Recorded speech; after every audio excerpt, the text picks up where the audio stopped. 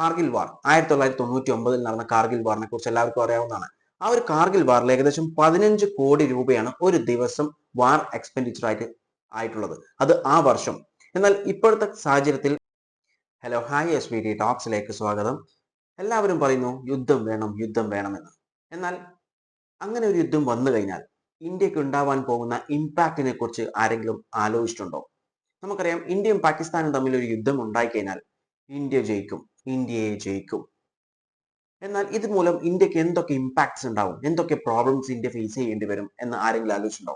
എല്ലാവരും ആലോചിക്കുന്നതും ചിന്തിക്കുന്നതും അല്ലെങ്കിൽ കമ്പയർ ചെയ്യുന്നതും ഒക്കെ രണ്ട് ഡിഫൻസ് സിസ്റ്റത്തിന്റെ, അതായത് ഇന്ത്യയുടെയും പാകിസ്ഥാന്റെയും എന്തൊക്കെ എക്യുപ്മെന്റ്സ് അവർക്കുണ്ട്, അല്ലെങ്കിൽ എന്തൊക്കെയാണ് അവരുടെ ഫെസിലിറ്റീസ്, കാര്യങ്ങളൊക്കെയാണ് കമ്പയർ ചെയ്തുകൊണ്ടിരിക്കുന്നത്. എന്നാൽ അത് മാത്രമാണോ ഒരു യുദ്ധത്തിന് പ്രാധാന്യമായിട്ട് വേണ്ടത്? അല്ല, വേറെയും ഒരുപാട് കാര്യങ്ങളുണ്ട്. നമുക്കറിയാം നമ്മളുടെ മണ്ണിൽ വന്ന് നമ്മളുടെ സഹോദരങ്ങൾ അവർ കൊന്നു. എന്നാൽ അതിന് പകരം ചോദിക്കുമെന്ന് ഗവൺമെന്റ് പറഞ്ഞു, പകരം ചോദിച്ചു കഴിഞ്ഞു. ഓപ്പറേഷൻ സിന്ദൂർ. ഈ ഓപ്പറേഷൻ സിന്ദൂർ മൂലം ലോകത്തിന് മുഴുവൻ ഇന്ത്യ ഒരു മാതൃകയായിരിക്കുകയാണ്. കാരണം ഓപ്പറേഷൻ സിന്ദൂറിലൂടെ ഒരു സിവിലിയൻസിനെ പോലും ഇന്ത്യ ടാർഗറ്റ് ചെയ്തില്ല. ഇന്ത്യ ടാർഗറ്റ് ചെയ്തിട്ടുള്ളത് ടെററിസ്റ്റ് ഗ്രൂപ്പ്സിനെയാണ്. ടെറർ ഗ്രൂപ്പ്സിലെ ഒരുപാട് ക്യാമ്പ്സിനെയാണ് ഇന്ത്യ തകർത്ത് തരിപ്പണമാക്കിയിട്ടുള്ളത്. നമുക്കറിയാം ടെററിസ്റ്റിന്റെ ക്യാമ്പ്സ് എന്നൊക്കെ പറയുന്നത് അതിന് ചുറ്റും സിവിലിയൻസ് ഉണ്ടാവും. അതിന്റെ സെൻട്രൽ പോയിന്റിലായിരിക്കും ഈ ക്യാമ്പ്സ് ഉണ്ടാവുക. കാരണം അതൊരു ഷീൽഡ് ആക്കിയിട്ട് അവർ യൂസ് ചെയ്യുന്നതാണ്. അവരെ തൊടണമെന്നുണ്ടെങ്കിൽ ഈ സിവിലിയൻസിനെ മറികടന്നിട്ട് വേണം അവരിലേക്ക് എത്താൻ വേണ്ടിയിട്ട്. അതൊരു ഷീൽഡാണ്. എന്നാൽ ഈ സിവിലിയൻസിനെ ഒരു പോറിൽ പോലും ഏൽപ്പിക്കാതെയാണ് കറക്റ്റ് ആയിട്ട് ആ ക്യാമ്പ്സിനെ ടാർഗറ്റ് ചെയ്തിട്ട് അറ്റാക്ക് ചെയ്തിട്ടുള്ളത് ഇന്ത്യ. അതൊരു മാതൃക തന്നെയാണ്. ഈ ഓപ്പറേഷൻ സിന്ദൂർ എന്താണെന്നും അത് എങ്ങനെ ചെയ്തു എന്നൊക്കെ ഇപ്പൊ ന്യൂസസിൽ പറഞ്ഞുകൊണ്ടിരിക്കുന്നത്. അതുകൊണ്ട് ഞാൻ അതിനെക്കുറിച്ച് കൂടുതൽ എക്സ്പ്ലെയിൻ ചെയ്യുന്നില്ല. നമുക്ക് വാറിന്റെ കോസ്റ്റിലേക്ക് പോവാം. ഈ ഒരു വാർ ഉണ്ടായിക്കഴിഞ്ഞാലുള്ള കോസ്റ്റ് എന്ന് പറയുന്നത് ഇന്ത്യയുടെ സൈഡിലാണെങ്കിൽ 1990 കണക്കുകൾ പ്രകാരം 1000 മണിക്കൂർ ഇന്ത്യ ഒരു വാർ പാകിസ്ഥാനുമായിട്ട് ഒരു യുദ്ധത്തിൽ ഏർപ്പെട്ട് കഴിഞ്ഞാൽ ഏകദേശം 27,000 കോടി രൂപ അവിടെ നഷ്ടമുണ്ടാവും ഇന്ത്യക്ക്. എന്നാൽ 2022-23 കണക്കുകൾ പ്രകാരം ഇന്ത്യ ഏകദേശം മിലിറ്ററി കോൺഫ്രണ്ടേഷന് വേണ്ടിയിട്ട് ഏകദേശം സ്പെൻഡ് ചെയ്യുന്ന എമൗണ്ട് എന്ന് പറയുന്നത് 14.6 ബില്യൺ റുപ്പീസ് ആണ്. എന്നാൽ അതേസമയം പാകിസ്ഥാൻ ഡെയിലി എക്സ്പെൻഡിച്ചർ എന്ന് പറയുന്നത് 3.7 ബില്യൺ റുപ്പീസ് ആണ് യൂസ് ചെയ്തുകൊണ്ടിരിക്കുന്നത്. പക്ഷേ ഇതിൽ നമ്മൾ മനസ്സിലാക്കേണ്ടത് പാകിസ്ഥാൻ കുറവ് തന്നെയാണ് യൂസ് ചെയ്യുന്നത്. എന്നിരുന്നാലും ശരി, അവർക്ക് ജോഗ്രഫിക്കലി ഒരു അഡ്വാൻറ്റേജസ് ഉണ്ട്. അതുകൊണ്ട് തന്നെയാണ് അവരുടെ എക്സ്പെൻഡിച്ചർ കുറയുകയും ചെയ്യുന്നത്. ഇനി ഇപ്പോഴത്തെ കറന്റ് ഫിനാൻഷ്യൽ കപ്പാസിറ്റി നോക്കിയാൽ ഇന്ത്യയുടെ ഡിഫൻസ് ബഡ്ജറ്റ് എന്ന് പറയുന്നത് ഡിഫൻസിന് വേണ്ടിയിട്ട് ഇന്ത്യ കൊടുക്കുന്നത് 6.21 lakh crore ആണ്. അപ്രോക്സിമേറ്റ്ലി $75 ബില്യൺ ആണ് ഇന്ത്യ കൊടുക്കുന്നത്. അതുപോലെ തന്നെ ഇന്ത്യന്റെ ഫോറിൻ എക്സ്ചേഞ്ച് 2025 ഏപ്രിൽ 18 സമയത്ത് ഉള്ളത് എന്ന് പറയുന്നത് $686.15 ബില്യൺ ആണ് റിസർവ് ആയിട്ട് ഇന്ത്യക്ക് ഇപ്പോൾ ഉള്ളത് ഫോറിൻ എക്സ്ചേഞ്ച് റിസർവ്സിൽ. പാകിസ്ഥാന്റെ ഡിഫൻസ് ബഡ്ജറ്റ് ആണെങ്കിൽ ഏകദേശം $7.64 ബില്യൺ മാത്രമേ അവർ ഡിഫൻസിന് വേണ്ടി യൂസ് ചെയ്യുന്നുള്ളൂ പെർ ഇയർ. അതുപോലെ തന്നെ ഫോറിൻ എക്സ്ചേഞ്ച് എന്ന് പറയുന്നത് വളരെ കുറവാണ്. അതായത് $16.02 ബില്യൺ മാത്രമേ ഏകദേശം പാകിസ്ഥാന്റെ ഫോറിൻ എക്സ്ചേഞ്ച് റിസർവ്സിലുള്ളൂ. ഇതിൽ നിന്ന് നമുക്ക് മനസ്സിലാക്കാം ഒരു യുദ്ധം വന്നു കഴിഞ്ഞാൽ എങ്ങനെയൊക്കെ ബാധിക്കും എന്നുള്ളൊരു കാര്യം. ഇനി ഈ ഒരു യുദ്ധം വന്നു കഴിഞ്ഞാൽ ടാക്സിൽ എന്ത് ബാധിക്കും, അല്ലെങ്കിൽ എന്താണ് സംഭവിക്കുക എന്ന് നമുക്ക് നോക്കാം. നമുക്കറിയാം ഒരു യുദ്ധം വന്നു കഴിഞ്ഞാൽ ഡിഫൻസ് എക്സ്പെൻഡിച്ചർ അധികരിക്കും. അതായത് ഗവൺമെന്റിന്റെ ഫൈനാൻഷ്യൽ ഡെഫിസിറ്റ് കൂടും. അങ്ങനെ വരുമ്പോൾ അത് കുറക്കാൻ വേണ്ടിയിട്ട് ഗവൺമെന്റ് ചെയ്യുക എന്ന് പറയുന്നത് ടാക്സ് അധികരിപ്പിക്കുകയാണ്.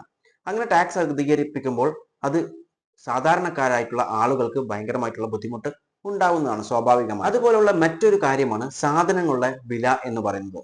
നമുക്കറിയാം ഓൾറെഡി ഇൻഫ്ലേഷൻ കൂടുതലാണ്, അതായത് സാധനങ്ങളുടെ വില കൂടുതൽ തന്നെയാണ്.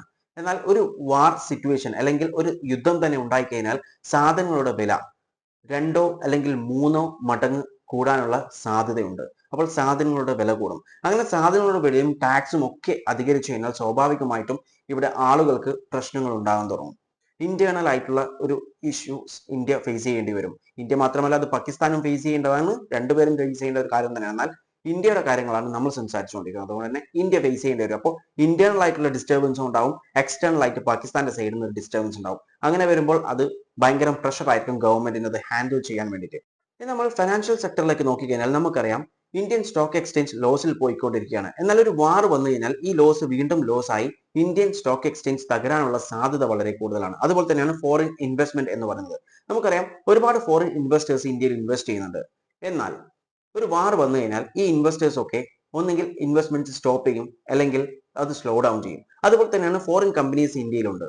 ഈ ഫോറിൻ കമ്പനീസ് ഒക്കെ ഒരു യുദ്ധം വന്നു കഴിഞ്ഞാൽ ഒന്നെങ്കിൽ അവരത് ക്ലോസ് ചെയ്യും, ഇല്ലെങ്കിൽ അവരുടെ വർക്കിംഗ്സ് ഒക്കെ സ്ലോ ഡൗൺ ചെയ്യും. അങ്ങനെ വരുമ്പോൾ ഇന്ത്യൻ മാർക്കറ്റിനെയും അതുപോലെ തന്നെ ഇന്ത്യൻ എക്കണോമിയെയും അത് സാരമായിട്ട് ബാധിക്കുന്ന ഒരു കാര്യമാണ്. അതുപോലെ തന്നെയാണ് ഇന്ത്യയിൽ നടന്നുകൊണ്ടിരിക്കുന്ന ഇൻഫ്രാസ്ട്രക്ചർ ഡെവലപ്മെന്റ്സിനൊക്കെ ഒരുപാട് ഡെവലപ്മെന്റ് പ്രോജക്ട്സ് ഒക്കെ ഇന്ത്യയിൽ ഓൺഗോയിങ് പോയിക്കൊണ്ടിരിക്കുന്നുണ്ട്. പക്ഷെങ്കിൽ ഒരു യുദ്ധം വന്നു കഴിഞ്ഞാൽ അതിന്റെ ഡിഫൻസിന്റെ എക്സ്പെൻഡിച്ചറിന് വേണ്ടിയിട്ട് ഈ ഒരു ഡെവലപ്മെന്റ് ഫണ്ട് ഒക്കെ അങ്ങോട്ടേക്ക് മാറ്റപ്പെടും. അങ്ങനെ വരുമ്പോൾ ഈ ഡെവലപ്മെന്റ്സും കാര്യങ്ങളൊക്കെ ഇൻഫ്രാസ്ട്രക്ചറും ഒക്കെ ഈ പ്രോജക്റ്റ് ഒക്കെ അവിടെ സ്റ്റോപ്പ് ആക്കേണ്ടി വരും. അതുപോലെ തന്നെയാണ് നമ്മുടെ ബോർഡറിൽ ഒരുപാട് ഡെവലപ്മെന്റ്സും കാര്യങ്ങളൊക്കെ നമ്മൾ ചെയ്തിട്ടുണ്ട്, ഓൾറെഡി ഇന്ത്യ ചെയ്തു വെച്ചിട്ടുണ്ട് നമ്മുടെ ബോർഡർ ഏരിയയിൽ. പക്ഷെങ്കിൽ ഒരു യുദ്ധം വന്നു കഴിഞ്ഞാൽ അതൊക്കെ തകരാനുള്ള സാധ്യതകൾ വളരെ കൂടുതലാണ്. അപ്പോൾ ഇതൊക്കെ ഇന്ത്യയുടെ എക്സ്പെൻഡിച്ചേഴ്സ് കൂടും, ഇന്ത്യക്ക് വളരെ നഷ്ടമാണ് എല്ലാ കാര്യത്തിലും നോക്കിക്കഴിഞ്ഞാലും ശരി.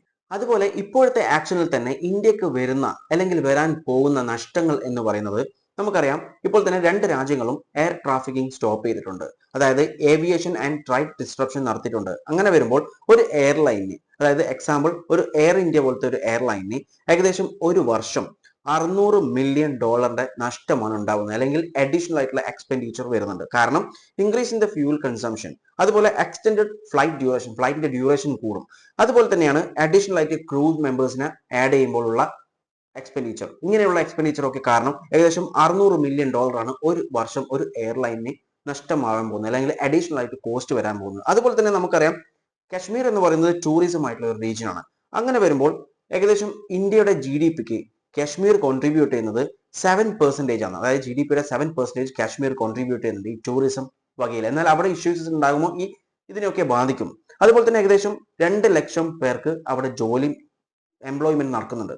അങ്ങനെ വരുമ്പോൾ ഈ ഡിസ്ട്രപ്ഷൻസ് ഒക്കെ നടക്കുമ്പോൾ, ഈ യുദ്ധം വന്നാൽ അല്ലെങ്കിൽ ഇപ്പോഴത്തെ കറന്റ് ഡിസ്ട്രപ്ഷൻ തന്നെ ഒരുപാട് ഇഷ്യൂസ് അവിടെ നടന്നുകൊണ്ടിരിക്കുന്നുണ്ട്. അങ്ങനെ വരുമ്പോൾ തന്നെ ഈ കാര്യങ്ങളിലൊക്കെ അത് പ്രശ്നമുണ്ടാക്കുന്നുണ്ട്. ഇതിലൂടെ ഒക്കെ ഇന്ത്യയുടെ ഫിനാൻഷ്യൽ കേപ്പബിലിറ്റീസ് കുറഞ്ഞുകൊണ്ടിരിക്കുന്നുണ്ട്, അല്ലെങ്കിൽ കുറയാൻ പോകുന്നു. ഏത് രീതിയിൽ നോക്കിക്കഴിഞ്ഞാലും ഒരു യുദ്ധം വന്നു കഴിഞ്ഞാൽ നഷ്ടം ഇന്ത്യക്കും ഉണ്ടാവും. ഈ പറയുന്ന നഷ്ടങ്ങളൊക്കെ പാകിസ്ഥാനും ഉണ്ടാവും. എന്നിരുന്നാലും നമ്മൾ ഇന്ത്യക്കാരെയാണ് നോക്കേണ്ടത്. അതുകൊണ്ട് തന്നെ ഇന്ത്യ ഇതുവരെ ഉണ്ടാക്കിയിട്ടുള്ള ഡെവലപ്മെന്റും കാര്യങ്ങളും ഒക്കെ നശിക്കാനോ അല്ലെങ്കിൽ നഷ്ടപ്പെടാനോ ഈ യുദ്ധം കാരണം സാധ്യതയുണ്ട്. അതുപോലെ തന്നെ നമുക്കറിയാം കാർഗിൽ വാർ, 1999 നടന്ന കാർഗിൽ വാറിനെ കുറിച്ച് എല്ലാവർക്കും അറിയാവുന്നതാണ്. ആ ഒരു കാർഗിൽ വാറിൽ ഏകദേശം 15 കോടി രൂപയാണ് ഒരു ദിവസം വാർ എക്സ്പെൻഡിച്ചർ ആയിട്ടുള്ളത്, അത് ആ വർഷം. എന്നാൽ ഇപ്പോഴത്തെ സാഹചര്യത്തിൽ അത് 2-3 മടങ്ങ് കൂടുതലായിരിക്കും ഒരു ദിവസം ഇന്ത്യക്ക് ഒരു വാർ നടത്തണമെന്നുണ്ടെങ്കിൽ പാകിസ്ഥാനുമായിട്ട്. അതുകൊണ്ട് തന്നെ യുദ്ധം എന്നൊരു കാര്യം മാറ്റിവെച്ച് സമാധാനപരമായിട്ട് മുന്നോട്ട് പോകുന്നതായിരിക്കും എല്ലാവർക്കും നല്ലത്. എന്നാൽ അതേസമയം തീവ്രവാദികളെ, ടെററിസ്റ്റ് ഗ്രൂപ്പ്സിനെ അല്ലെങ്കിൽ ടെററിസ്റ്റ് ഓർഗനൈസേഷനെ ഒന്നും വെറുതെ വിടാനും പാടില്ല. അത് ഇതുപോലെ ഓപ്പറേഷൻ സിന്ദൂർ പോലത്തുള്ള ചെയ്യുക. കാരണം ഒരു വാർ വന്നു കഴിഞ്ഞാൽ സാധാരണക്കാരാണ് കൂടുതലായിട്ട് അനുഭവിക്കുക. ഒരു വാർ വന്നു കഴിഞ്ഞാൽ നമുക്കറിയാം ഇന്ത്യ കൂടുതലും സിവിലിയൻസിനെ പ്രൊട്ടക്ട് ചെയ്യാൻ ശ്രമിക്കും. അത് ഇന്ത്യയിലെ സിവിലിയൻസിനെ മാത്രമല്ല, അതായത് ഇന്ത്യൻ സിറ്റിസണിനെ മാത്രമല്ല, പാകിസ്ഥാനി സിറ്റിസൻസിനെയും അല്ലെങ്കിൽ പാകിസ്ഥാനിലെ സിവിലിയൻസിനെയും കൂടുതൽ പ്രൊട്ടക്ട് ചെയ്യാൻ വേണ്ടി ഇന്ത്യ ശ്രമിക്കും. അതാണ് ഇന്ത്യയുടെ കൾച്ചർ എന്ന് പറയുന്നത്. എന്നാൽ പാകിസ്ഥാൻ അങ്ങനല്ല. പാകിസ്ഥാൻ എന്ന് പറയുന്നത് കൂടുതലും സിവിലിയൻസിനെയാണ് അവർ ടാർഗറ്റ് ചെയ്യുക. അതുകൊണ്ട് തന്നെ ഒരു യുദ്ധം വന്നു കഴിഞ്ഞാൽ അത് ഇവിടുത്തെ സിവിലിയൻസിന്, ഇന്ത്യൻ സിറ്റിസണിന് ഒരു ആപത്ത് തന്നെയാണ്. ഇപ്പോൾ തന്നെ നമുക്ക് ഇത്രയും വർഷത്തെ ഇതിൽ തന്നെ മനസ്സിലാവും പാകിസ്ഥാൻ കൂടുതലും ടാർഗറ്റ് ചെയ്യാറ് സിവിലിയൻസിനെയാണ്, ഇന്ത്യൻ സിറ്റിസൻസിനെയാണ്. അതുകൊണ്ട് തന്നെ ഒരു യുദ്ധം വന്നു കഴിഞ്ഞാൽ അത് ഇന്ത്യൻ സിറ്റിസൻസിന് ഈ ധനനഷ്ടം മാത്രമല്ല ജീവഹാനി വരെ സംഭവിക്കാവുന്ന ഒരു കാര്യമാണ്. അതുകൊണ്ട് തന്നെ എല്ലാവരും ഒരു യുദ്ധം വരാതിരിക്കാൻ വേണ്ടി പ്രാർത്ഥിക്കുക. ഇതിനെക്കുറിച്ച് നിങ്ങളുടെ അഭിപ്രായങ്ങൾ കോമെന്റ് ചെയ്യുക. വീഡിയോ ഇഷ്ടപ്പെട്ടിട്ടുണ്ടെങ്കിൽ ലൈക്ക് ചെയ്യുക. ഇൻഫോർമേറ്റീവ് ആയി തോന്നിക്കാനാൽ മറ്റുള്ളവരിലേക്ക് ഷെയർ ചെയ്യാൻ മറക്കല്ലേ. And thanks for watching me and stay tuned for another video. Okay, thank you.